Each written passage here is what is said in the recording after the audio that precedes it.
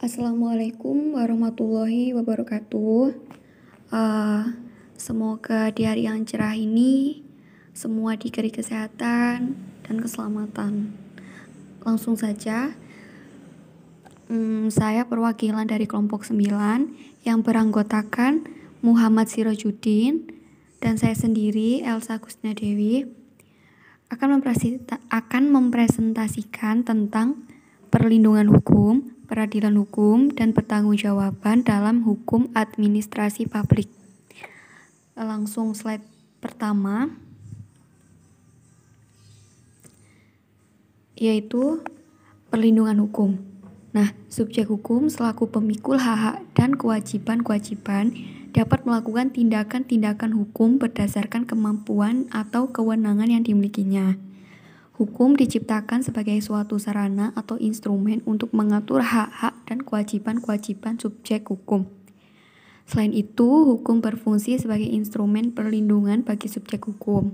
Pelaksanaan hukum dapat berlangsung secara normal, damai, tetapi dapat terjadi juga karena pelanggaran hukum. Menurut Philippus M. Haddon, perlindungan hukum adalah perlindungan akan harkat dan martabat, serta pengakuan terhadap hak asasi manusia yang dimiliki oleh subjek hukum berdasarkan ketentuan hukum. Artinya, perlindungan hukum dilakukan dengan menggunakan sarana hukum yang ditujukan untuk melindungi harkat dan martabat, serta pengakuan terhadap hak asasi manusia yang dimiliki oleh setiap subjek hukum. Selanjutnya, dan seiring dengan konsep negara hukum modern yang berorientasi pada kesejahteraan rakyat atau welfare state, pemerintah juga dilekati dengan kewenangan bebas atau first emergency. Jika dituangkan dalam bentuk tertulis akan berwujud peraturan kebijakan. Di antaranya, 1. Perlindungan hukum dalam bidang perdata, yaitu kedudukan pemerintah yang serba khusus, terutama karena sifat-sifat istimewa yang melekat padanya yang tidak dimiliki oleh manusia biasa. Berkenaan dengan apakah negara dapat digugat atau tidak di depan hakim, pemerintah dalam tugasnya mempunyai kedudukan yang istimewa dibandingkan dengan rakyat biasa. Yang kedua, perlindungan hukum dalam bidang publik, yaitu keputusan sebagai instrumen hukum pemerintah dalam melakukan tindakan hukum sepihak, dapat menjadi penyebab terjadinya pelanggaran hukum terhadap warga negara. Apabila dalam negara hukum modern, oleh karena itu diperlukan perlindungan hukum bagi warga negara terhadap tindakan hukum pemerintah. Oke, selanjutnya, perlindungan hukum akibat dikeluarnya keputusan ditempuh melalui dua kemungkinan, yaitu peradilan administrasi dan upaya administrasi. Untuk peradilan administrasi, kedudukan hukumnya, pengangkatan untuk seumur hidup, ketentuan mengenai pengkajian terdapat pada undang-undang, perhentian ketika melakukan perbuatan tidak senonoh, hanya dilakukan melalui putusan pengadilan. Untuk upaya administrasi, yaitu upaya administratif berkenaan dengan proses peradilan di dalam lingkungan administrasi. Instansi upaya administratif adalah organ pemerintahan dilengkapi dengan pertanggungjawaban pemerintahan. Dalam hal upaya administratif ini, tindakan pemerintahan tidak hanya dinilai berdasarkan hukum, namun juga dinilai aspek kebijakannya. Kemudian, penegakan hukum, yaitu penegakan hukum secara konkret adalah berlakunya hukum positif dalam praktik sebagaimana seharusnya patut ditaati.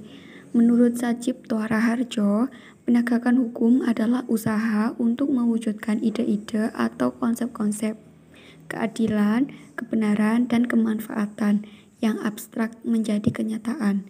Proses penegakan hukum tentu melibatkan banyak hal dan keberhasilannya ditentukan oleh hal-hal tersebut.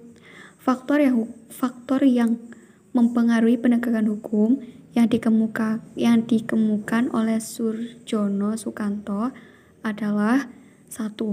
Faktor hukumnya sendiri. 2. faktor penegak hukum yaitu pihak-pihak yang membentuk maupun menerapkan hukum. 3. Faktor sarana atau fasilitas yang mendukung penegakan hukum. 4. Faktor masyarakat, yakni lingkungan di mana hukum tersebut berlaku atau ditetapkan.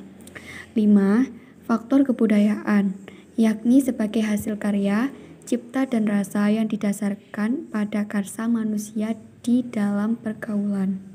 Ada beberapa unsur sanksi dalam hukum administrasi negara, yaitu alat kekuasaan, bersifat hukum publik yang digunakan oleh pemerintah dan sebagai reaksi atas ketidakpatuhan.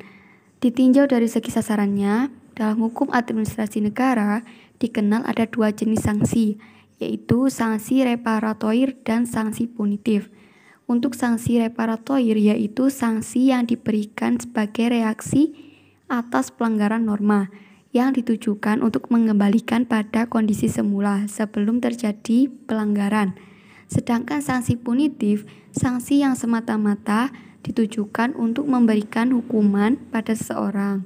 Selain itu, ada juga yang disebut sebagai sanksi regresif, yaitu sanksi yang diterapkan sebagai reaksi atas ketidakpatuhan. Selanjutnya, yaitu pengertian pertanggungjawaban.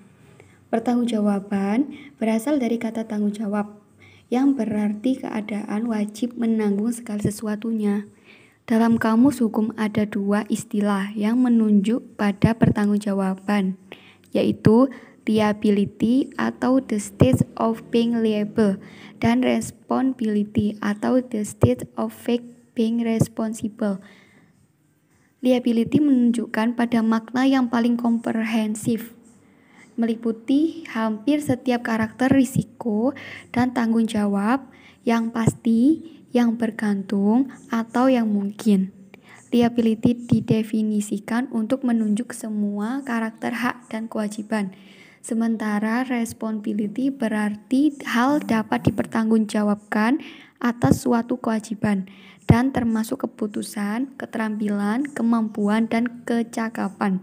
Pertanggungjawaban menuntut undang-undang, yaitu kewajiban mengganti kerugian yang timbul karena perbuatan melanggar hukum.